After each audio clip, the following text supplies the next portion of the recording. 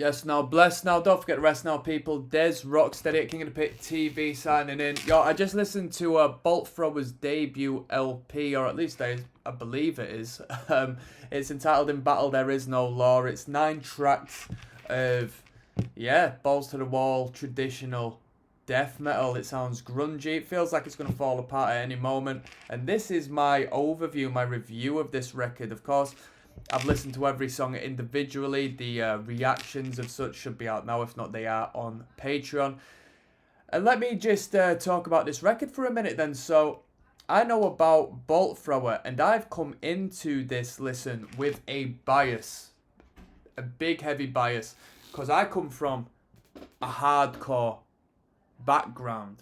When I say hardcore, I mean I've spent the majority of my time within alternate and extreme musics, following the culture of hardcore punk and being submerged within hardcore punk music. I did come up through metal, thrash metal, death metal, all the way to gore grind and your noisy bands and your so on and so forth. So I went from one to the other. Now,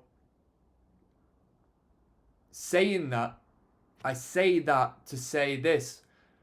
I'm familiar with trends and niches, especially when it comes to merchandise. I've heard stories about Bolt Thrower and their merchandise and the limitations of their merchandise and how eBay gold it is, right? That's what I used to call this sort of stuff, eBay gold, yeah, because you'd resell it on eBay and make a killing. At least you would do back in my local circuit around 2010. That being said, I've come in with a bias thinking it's an eBay gold band. It's a novelty act. People like this band or state that they like this band more so for the scene points they receive as opposed to the actual music. Yeah, that was my personal bias. Now, putting that to one side, Bolt Thrower has been referenced by a lot of fantastic and great bands in extreme music as influential. And a lot of bands have given homage to this band. So I can't deny there is an actual serious root. Okay? Now, I know there's a lot of development to go on from here. There's records we're going to delve into where there's going to be a more polished sound, a more mature sound, better structure, better writing. And if not, I'd be very surprised. I've only heard songs off of I don't know how to read Roman numerals, but it's the Something Crusade, right? That record, and that song in particular, the album, self-titled song on that record, I've heard it covered by a couple of hardcore bands, some bigger, some smaller, so I'm familiar, you know what I mean, that some bands do like it, and there's some mosh elements within the music. Now, this record is death metal.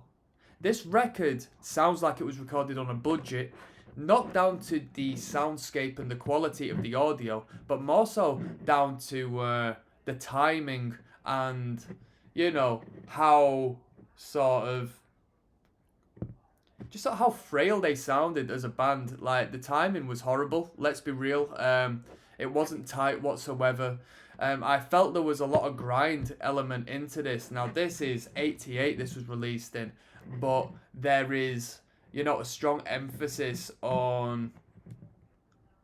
Well, personally, I don't think it was a direct influence, but indirectly due to the thrash metal roots, I think there was a carry-on of a big emphasis of punk rock within this. Whether it be the aesthetic of the artwork, I mean, it looks like a crust band as far as the aesthetic is concerned. And the soundscape was just... It sounded budget. It didn't sound like a high quality production. It could have worked better given the band were tighter in the studio. Band wasn't that tight. It was a consistent record. So what you heard is what you got from the get-go, from A to B. It was consistent. There was no messing around. It was death metal from start to finish. It was noisy. Very high-paced, high-tempo. Few mid-tempo chuggier riffs. Nothing too groovy, no real groove element. Vocally, you know what I mean, drenched in a little bit of reverb. Can't really pay attention to the lyrical context too much because it is death metal. Drumming should keep time a bit better, let's be real. Guitar solos, nonsensical guitar solos on each and every track. As far as riffing is concerned, very few harmonies, so you know, they could have probably pulled it off with one guitar aside from the guitar solos. I don't know if they have two guitarists at this point or just the one, but they could have very easily done it just with the one guitar.